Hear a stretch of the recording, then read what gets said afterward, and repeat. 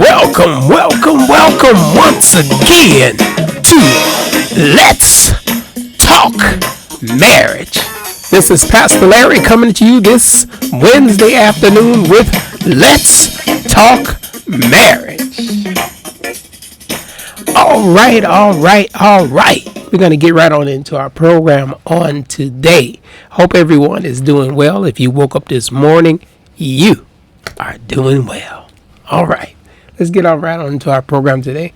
Today, we're going to be discussing two become one, so does the salary. When two becomes one, so does the salaries. Now, this day and age, you find most couples, both parties, are usually working unless the wife is at home. But nowadays, again, most couples are working. So in order to have a successful marriage or to be successful in the finance department of your marriage, you must share your incomes. It's not hers and it's not his, it's one salary.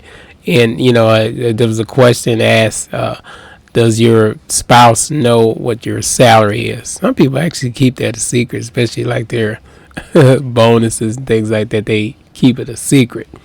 Now, I was reading an article in Ramsey, it's called Relationships. And what they were talking about, they mentioned 7 tips for a healthy relationship, money and marriage. And here is 7 tips. I kind of went over them, and these are very important, and I agree with them. The first one being keep a joint bank account. When you keep a joint bank account, that's usually the bank account that you use to pay your bills. It's all right to have a little account on the side, but make sure you keep a joint account where you pay your bills so you can know what's going on. I ran into several couples that didn't know what the other party was doing, didn't know what was going on in the household, didn't know anything about the finances. In our household, since my wife is an accountant, I let her handle the finances, but I do know what's going on. She keeps me abreast of what's going on, or keep me up to date on everything that's going on with the finances. So keep a joint bank account. And this sometimes, when you keep a joint bank account, this can avoid a lot of arguments, or sometimes it causes arguments, but you have to let the other party know. And we all, has been there before where you forget to mention something. But make sure that, especially on major purchases, you discuss things with your spouse before you go out and make a major purchase. You don't want to go out and just buy a car and she not know about it. That's a major purchase. Discuss your lifestyle choices together. This is number 2. It says, let's say you're perfectly content shopping at Goodwill when you need to update your wardrobe, but your spouse loves to buy name brand items. So you're going to have a problem there. If the husband just want to go to Goodwill and she, oh no, I got to get me a Coach purse, and you're going to have a whole bunch of arguments. And she go off and buy a Coach purse, and you went to the Goodwill and got your briefcase. So you have to make sure you discuss your lifestyles and what you're going to do and how you're going to spend the money together. Recognize your differences in personality. Again, that goes back to the husband might be, let's just put it this way, might be cheap, or the wife might be cheap or penny, what they call a penny pincher, and the wife might be a spender. But it kind of balances itself out. If she's a saver, then let her save. You add to it. And that way you can manage the money better. So recognize your differences. Like if he likes to shop at Goodwill and you don't, you're gonna have to discuss that because that can be an issue. Okay, number 4. I like this. Don't let salary differences come between you. There have been so many times where if the spouse makes more than the husband, she kind of make him feels like he's nothing, or if the husband makes more than the wife, this my money, and no, it's our money, and you should never make your spouse, feel less than you or less than a person because your salary is higher than his.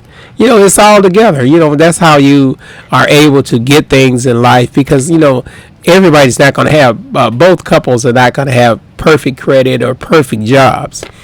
Some cases you do. You have two professional people, and even in that case, you have two professional people or two people with degrees. A lot of times, it takes a while to get a job in your field, so you might not be making a salary that but that's where it comes in.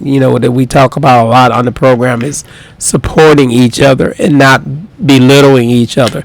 Don't make each other feel bad because you make more money than he is. Him or she makes more money than you, or vice versa.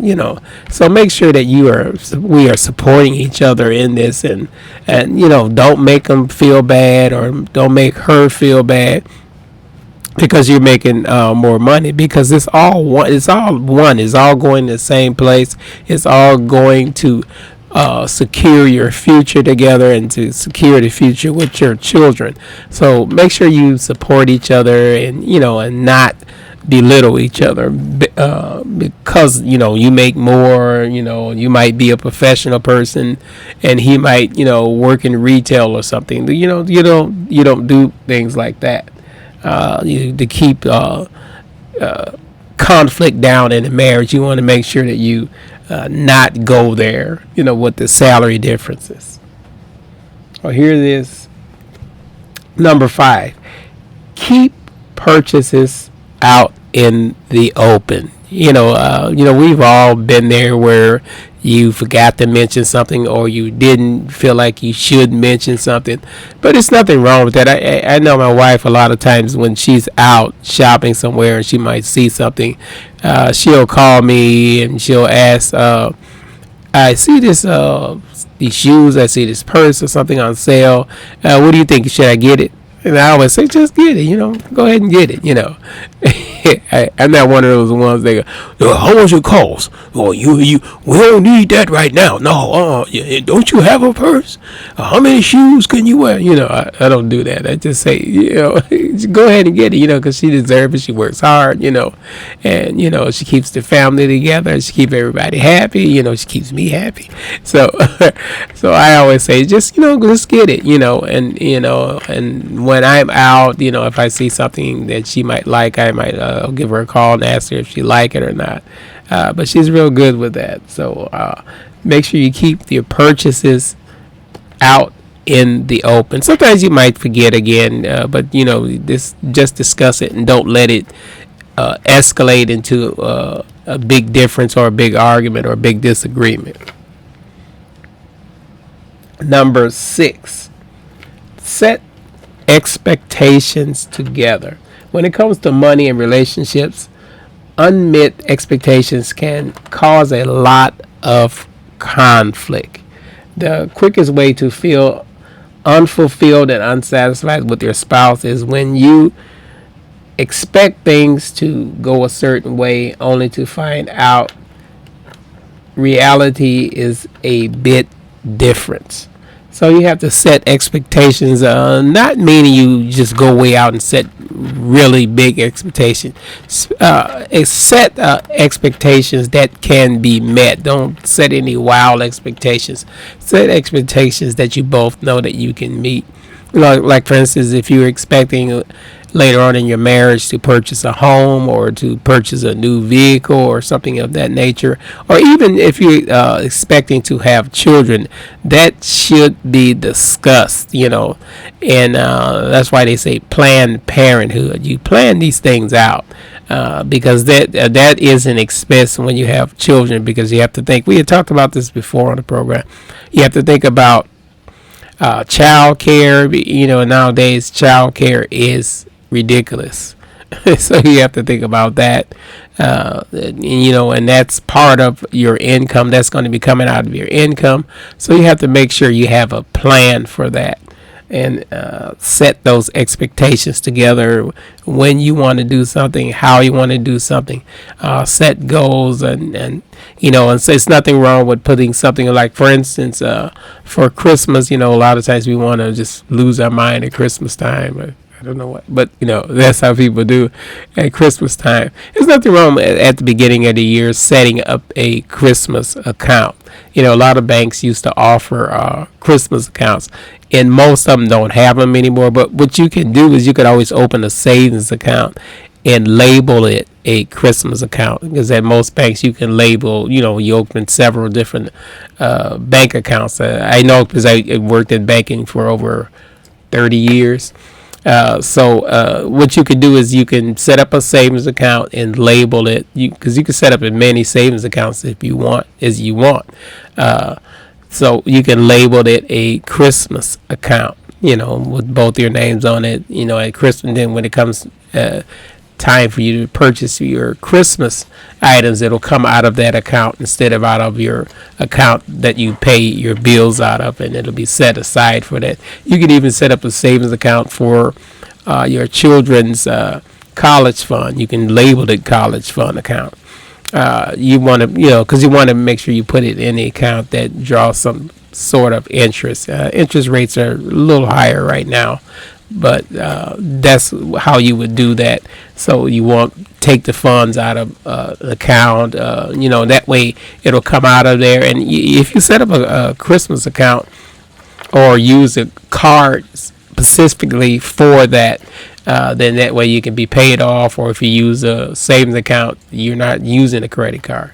But if you choose to use a credit card, make sure that's the only thing that's on there. So set expectations together. That's a good one. Okay, now we're at number 7. Don't let kids run the show. Oh man, this is an awesome one.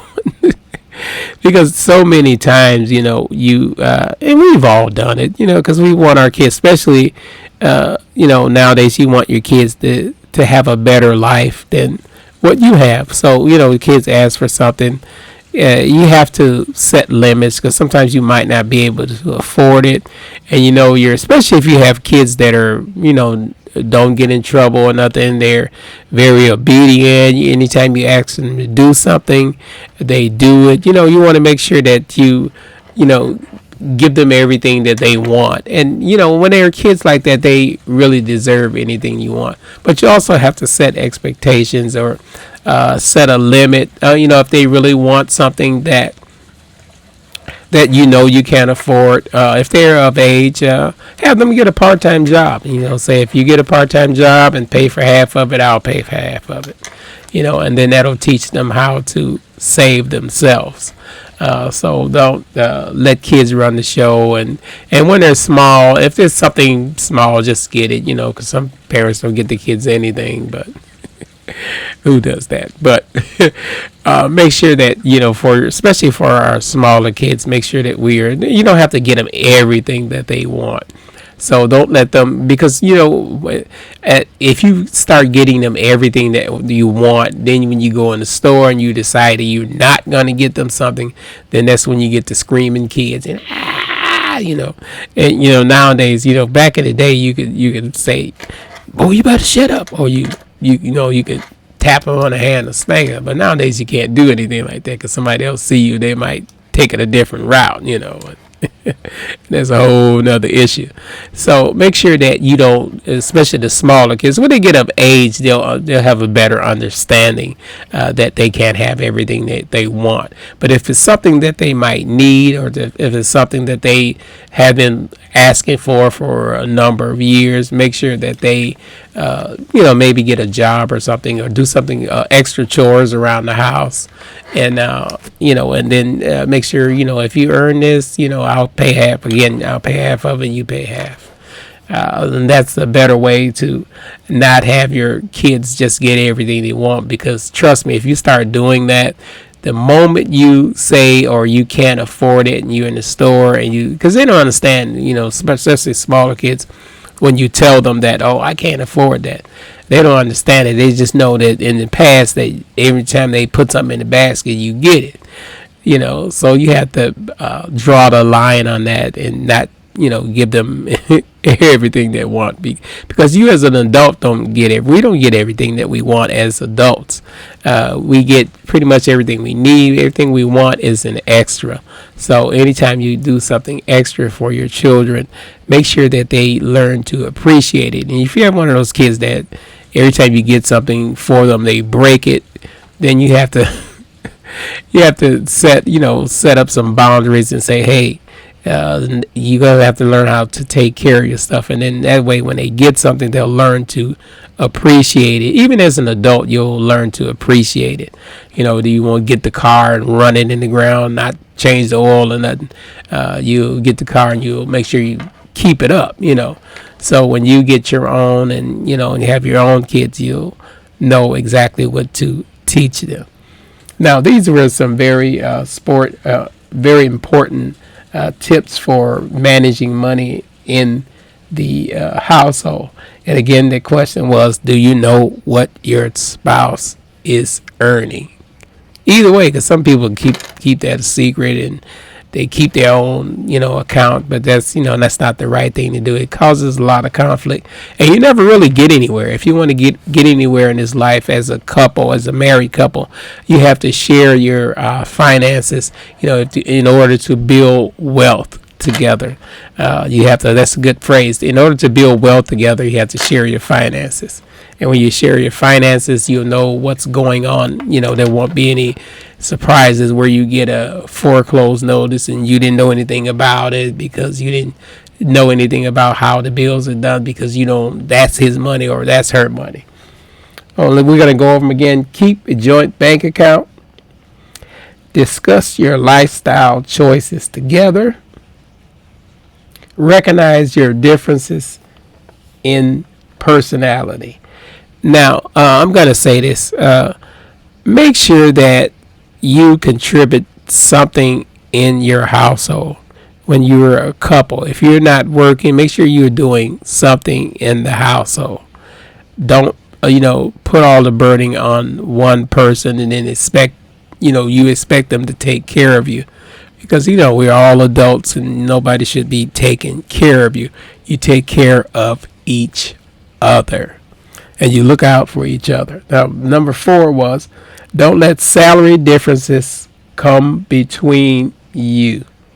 That's a very important one. Don't let those salary differences come between you. I've seen so many couples get into it over salary differences, and even break up and cause more serious arguments in the marriage. Keep purchases out in the open. Make sure everybody knows what's going on in the marriage. Make sure everybody knows what's going on. Number 6 again, set expectations together.